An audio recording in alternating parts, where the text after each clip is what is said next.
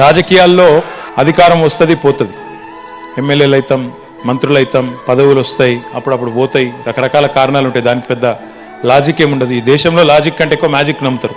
మన దేశం కొద్దిగా అప్పుడప్పుడు ఎట్లుంటుందంటే, మరి ఇంత మంచి పని చేసిన వినోద్ కుమార్ నోడగొట్టిగా పిచ్చి ఆయన తెచ్చుకున్నారు. ఎందుకు తెచ్చుకున్నారంటే ఎవరు చెప్పాలి? అంటే ఇక ఉంటుంది గంతే. ఇక అప్పుడప్పుడు అట్లా జరుగుతుంటాయి కొన్ని పిచ్చి పిచ్చి పనులు.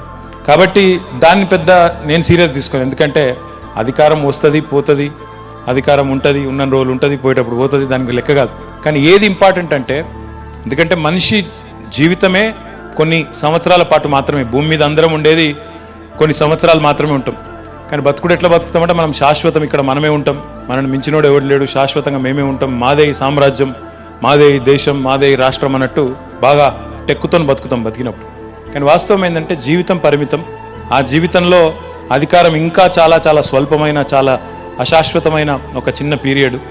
ఆ పీరియడ్లో చేయగలిగితే ప్రజలకు ఏదైనా మంచి చేయాలి, సమాజానికి ఏదైనా మంచి చేయాలి తప్ప చెడు మాత్రం చేయొద్దు.